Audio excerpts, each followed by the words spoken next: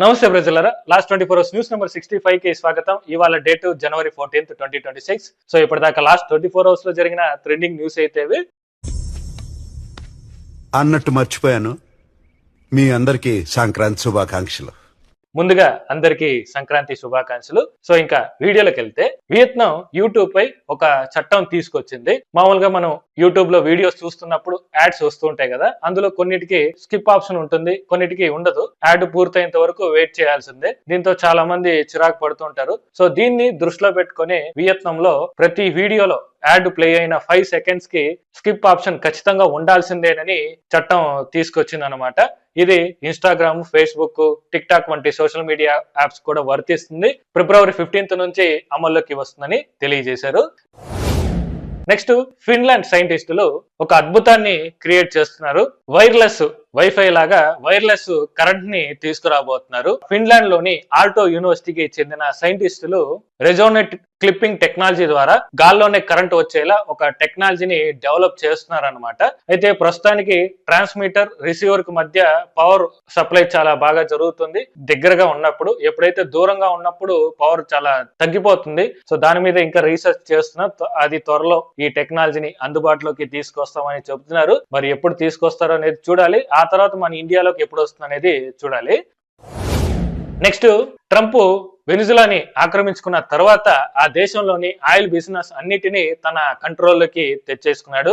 అంతేకాకుండా వెనిజులాకి temporary president గా Delcy Rodrigues ఉన్నప్పటికీ తనకి తానుగా వెనిజులాకి ప్రెసిడెంట్ గా ప్రకటించుకున్నాడు మన ట్రంప్ తాత.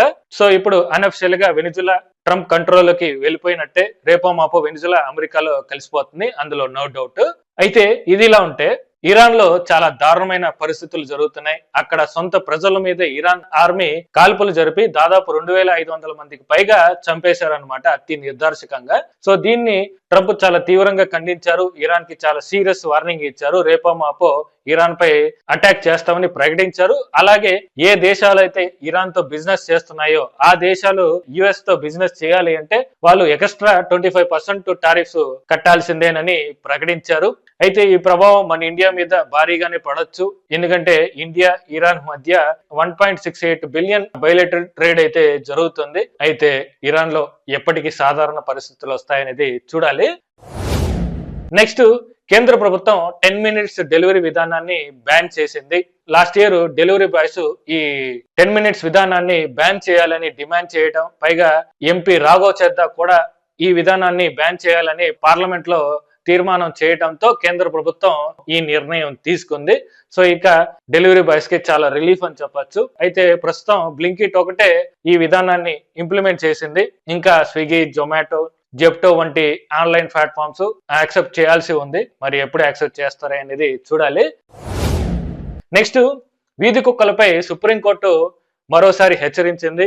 వీధి కుక్కలపై ఉన్న ప్రేమ మనుషుల మీద కనీసం కనికరం కూడా కనిపించదు. ఎందుకని, చిన్నపిల్లలని తేడా లేకుండా కుక్కలు కరిచి చంపేస్తున్నాయి. అప్పుడు అది ఎవరిది బాధ్యత? సో ఇకపై ఎవరైనా కుక్క కాటుతో మరణిస్తే భారీ జరిమానాలు రాష్ట్రాలకే విధించబడుతుందని సుప్రీంకోర్టు హెచ్చరించింది. లాస్ట్ ఇయర్ నవంబర్ లోనే బహిరంగ ప్రదేశాల్లో కుక్కలు సంచరించకూడదు, వాటిని నివారించాలని రాష్ట్రాలకి ఆదేశించింది. కానీ ఒక్క రాష్ట్రం కూడా ఇప్పటి వరకు పాటించలేదు. అందుకే ఆ కేసు విచారణలో భాగంగానే సుప్రీంకోర్టు ఈ విధంగా తీర్పిచ్చింది. మరి ఇప్పటికైనా రాష్ట్రాలు ఈ తీర్పుని పాటిస్తాయా లేదా అనేది చూడాలి.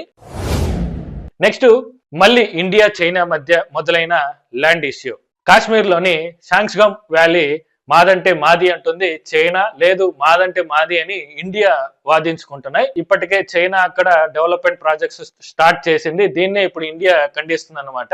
అయితే వాస్తవానికి 1947, 1948 యుద్ధ సమయంలో పాకిస్తాన్ ఈ ప్రాంతాన్ని ఆక్రమించుకుంది. తర్వాత 1963లో ఈ ప్రాంతాన్ని చైనాకి అప్పజెప్పేసింది.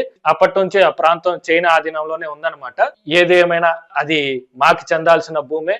సో అలాంటప్పుడు ఆ ప్రాంతంలో మీరు ఎలా డెవలప్మెంట్ ప్రాజెక్ట్స్ చేస్తారు అనేసి ఇండియా అడుగుతుంటే, చైనా మాత్రం అది పాకిస్తాన్ కి మా మధ్య జరిగిన ఒప్పందాల ప్రకారమే అక్కడ డెవలప్మెంట్ జరుగుతున్నాయి, మీరెందుకు అడ్డొస్తున్నారు, అది మా ప్రాంతం అనేసి చైనా వాదిస్తుంది అనమాట. ఇలా ఇద్దరి మధ్య వాదనలు అయితే జరుగుతున్నాయి. మరో పక్క చర్చలు కూడా జరుగుతున్నాయి. మరి ఏం జరుగుతుంది అనేది చూడాలి.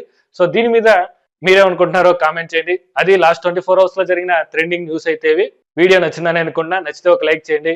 ఇలాంటి ట్రెండింగ్ అప్డేట్స్ కోసం పగడాల జంక్షన్ ఛానల్ సబ్స్క్రైబ్ చేసుకోండి, బెల్ ఐకాన్ని ఆన్ చేసి పెట్టుకోండి. నేను వీడియో పెట్టినప్పుడల్లా మీకు నోటిఫికేషన్ వస్తుంది. మరో కొత్త వీడియోతో మళ్ళీ కలుద్దాం.